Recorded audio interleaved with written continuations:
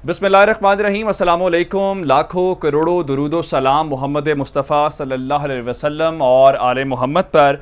मैं हूँ उमर दराज गोंदल और आप मेरा यूट्यूब चैनल देख रहे हैं। नाजरीन, आज इमरान खान ने पहली बार उस सेंसिटिव मामले के ऊपर गुफ्तगू की है जो काफ़ी अरसे से बातें चल रही थी, लेकिन हमारे बहुत सारे लोग उसके ऊपर बात कर नहीं रहे थे। ये तहरीक अदम एतमाद क्यों आई है? क्या वाक़तन सब इदारे न्यूट्रल हैं? असल तनाज़ा है क्यों? ये मार्च के अंदर ही सारा खेल क्यों लपेटना चाहते हैं? आज इमरान खान ने नाम लिए बगैर अवामी सतह के ऊपर ये पहला मौका है कि उन्होंने बता दिया है कि अपॉइंट कौन होगा, कैसे होगा, इसके ऊपर कोई समझौता नहीं किया जाएगा।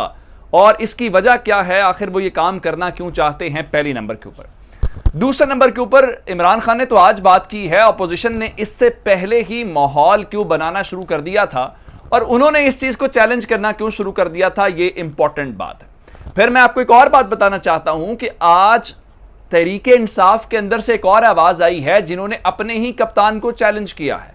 या फिर आप ये कहें कि तहरीक इंसाफ ने नई स्ट्रेटजी अपनाई है कि कल तक जो इल्जामात या प्रेशर डाला जा रहा था, अब वही इल्जामात वापस लेते हुए नजर आ रहे हैं। और आखिर में मैं आपको मरियम नवाज के हवाले से बताऊंगा कि तहरीक अदम एतमाद क्या प्योरली एक सियासी अमल है या मदद वाला मामला कहीं से कोई है। मरियम नवाज ने अवामी सतह के ऊपर इतराफ़ जुर्म कहना चाहिए, इतराफ़ कहना चाहिए या खुले दिल का मुजाहरा करना चाहिए, वो कर लिया है। एक और खबर इंपॉर्टेंट जो है कि लार्जर बेंच तो तश्कील दे दिया गया है और लार्जर बेंच ही फैसला करेगा कि कौन जो है इस हवाले से सुरखरू होता है, अपोजिशन या गवर्नमेंट, क्योंकि सदारती रेफरेंस आ गया है। लेकिन इंपॉर्टेंट सवाल यह है कि लार्जर बेंच में शामिल कौन कौन होगा और उससे गवर्नमेंट या अपोजिशन को फायदा क्या होगा, ये डिटेल्स आपके सामने रखेंगे। लेकिन अगर आपने अभी तक चैनल सब्सक्राइब नहीं किया और आप चाहते हैं कि आपको मुस्तनद और बरवक्त खबरें मिलती रहें तो हमारा चैनल सब्सक्राइब कर लीजिए, बेल आइकन के ऊपर क्लिक कर लीजिए ताकि हमारी आइंदा आने वाली वीडियोज बर वक्त आप तक पहुंच रहे।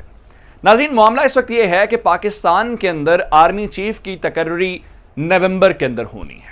अब हैरान कुन तौर पे इस सारे मामले को सियासत के अंदर रगेदा जा रहा है और गवर्नमेंट ने इससे पहले अलल ऐलान कोई बात नहीं की। कुछ दिन पहले कामरान खान साहब जो हैं उन्होंने बात की कि जो बॉस हैं उनको पेशावर पसंद है, लेकिन शायद कोई और जो शख्सियत है उनकी नज़र पिंडी या मंगला के ऊपर। इस तरह इशारे कनाइयों में बात होती रही है कि वजीर आजम किसको आर्मी चीफ लाना चाहते हैं या अस्करी क़यादत किस शख्सियत को चाहते हैं। अब ये इंतहाई हसास मामला है जो अवामी सतह के ऊपर डिस्कस नहीं होना चाहिए और दोनों तरफ से कोई खुल के बात नहीं कर रहा था। लेकिन आज प्राइम मिनिस्टर ने, तकरीब कुछ और थी लेकिन प्राइम मिनिस्टर ने अंदर की बात कह दी है, या जो उनकी ख्वाहिश है, जो उनका दिल चाहता है, इस हवाले से उन्होंने जो बात की है मैं आपके सामने वो रखना चाहता हूँ। चूंकि ये प्रोगेटिव प्राइम मिनिस्टर का होता है और प्राइम मिनिस्टर ही ये काम कर सकता है, तो इस सिलसिले में प्राइम मिनिस्टर ने पहला उसूल बता दिया। दुनिया में जी दो तरीकाकार होते हैं जो आला मनसब के ऊपर लोग फायज होते हैं उनको अपॉइंट करने के हवाले से। पहला ये है कि सीनियरिटी क्या होती है। मिसाल के तौर पे जैसे सुप्रीम कोर्ट के जजेस हैं तो सीनियर मोस्ट जज जो होता है वो ऑटोमेटिकली चीफ जस्टिस बन जाता है। अल जिहाद ट्रस्ट केस के अंदर सुप्रीम कोर्ट ने ये तय कर लिया, चलिए यहां तक तो बात ठीक है। लेकिन जहां तक आर्म्ड फोर्सेस की बात होती है वहां पे सीनियरिटी भी होती है और मेरिट भी होता है। आप इंडिया के अंदर देख लें, बाकी ममालिक के अंदर देख लें कि नाम चाहते हैं उसमें से प्राइम मिनिस्टर का, जैसे मोदी साहब हैं या कोई और है, उनका इख्तियार होता है जिसको वो अपॉइंट करना चाहते हैं। तो वो सीनियरिटी के ऊपर भी कर सकते हैं, उसका इख्तियार है। चाहे तो मेरिट के ऊपर किसी जूनियर को भी ला सकते हैं। पाकिस्तान के अंदर भी प्रैक्टिस रही है, जैसे जनरल बाजवा साहब को अपॉइंट किया गया, जनरल जो जिया साहब हैं उनको किया गया। इस तरह बहुत सारी मिसालें हमारे पास हैं।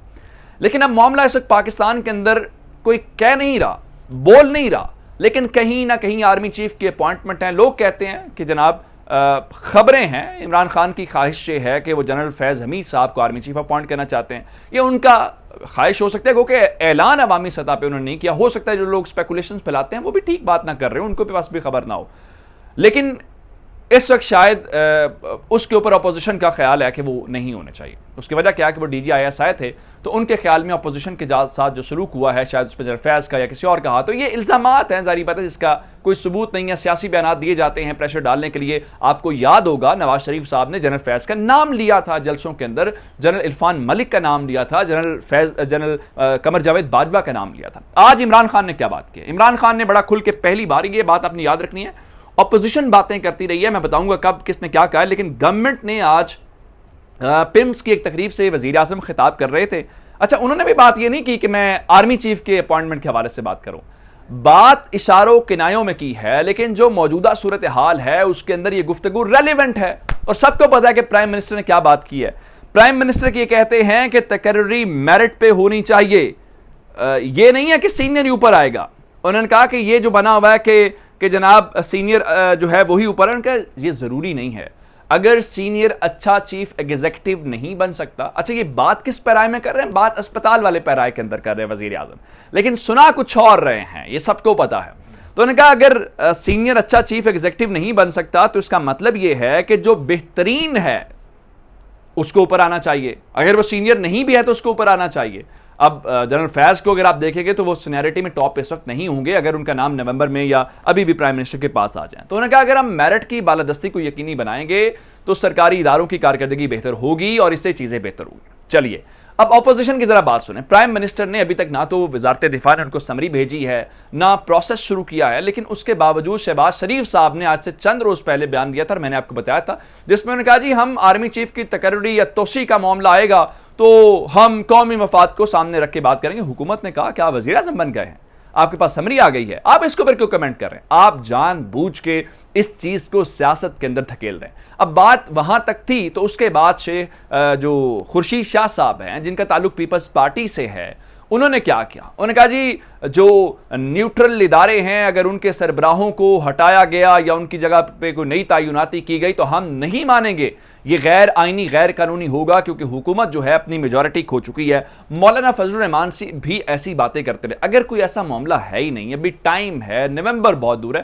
हालांकि खावर घुमन साहब हमारे दोस्त हैं सहाफ़ी जो इस्लामाबाद से, उन्होंने आज से 3 महीने पहले जो प्राइम मिनिस्टर से मुलाकात की, उनका एक इंटरव्यू किया था, उस इंटरव्यू के अंदर उन्होंने प्राइम मिनिस्टर से बात की थी, उनसे पूछा था कि आप आर्मी चीफ को अपॉइंट करने के हवाले से क्या सोचते हैं, जिसपे उन्होंने कहा था कि नवंबर बहुत दूर है, नवंबर आएगा तो इसके ऊपर देखा जाएगा। अब आते हैं मरीम नवाज साहिबा की तरफ। मरीम नवाज साहिबा ने आज इमरान खान को कहा कि नवाज शरीफ मुल्क से बाहर बैठे हैं, उसके बावजूद तुम्हारे घर में घुस के उन्होंने मारा है, अब न्यूट्रल की बातें तुम्हें क्यों तकलीफ हो रही है, अगर कोई आइन और कानून के ऊपर अमल दरामद कर रहा है तो सबर से बैठो। लेकिन इंपॉर्टेंट बात क्या, उनसे सवाल किया गया कि सवाल यह था कि क्या तहरीके अदम एतमाद जो है वो किसी की मदद के बगैर लाई गई है या मदद के बगैर कामयाब हो सकती है? तो मरियम साहिबा ने आज अपनी जबान से इस बात का एतराफ़ कर लिया है कि इमरान खान के खिलाफ तहरीके अदम एतमाद मदद के बगैर कामयाब नहीं हो सकती।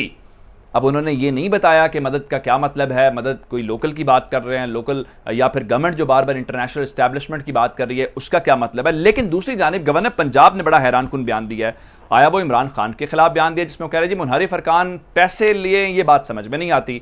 लेकिन एक वजह यह भी हो सकती है जो कि अरकान वापस आने की कर रहे हैं, तो अब तहरीक इंसाफ ने खुद इल्ज़ाम पैसों का लगाया तो वो पैसों वाला इल्ज़ाम अब वापस लेते हुए तहरीक इंसाफ नजर आ रही है। दूसरी जानिब सुप्रीम कोर्ट ने चूंकि आज लार्जर बेंच सदारती रेफरेंस के ऊपर 63A के ऊपर 4 सवाल जो सुप्रीम कोर्ट के सामने आए हैं, अब सवाल यह है कि उस बेंच के अंदर शामिल कौन होगा, क्योंकि हमारे जो सियासी पंडित हैं वो तो अल्लाह माशाल्लाह जजेस की बुनियाद के ऊपर फैसला एक्सपेक्ट करते हैं कि ये जज बैठेगा तो ये फैसला, ये गलत बात है। जजेस बड़े फेयर होते हैं, जजेस बड़े दूर तक देखने वाले लोग होते हैं, उनकी बड़ा एक्सपीरियंस होता है। लेकिन वो जस्टिस एहसन साहब जो हैं वो लाहौर के अंदर है जी अहम केसेस के समाअत के लिए, तो क्या उनको बुलाया जाएगा?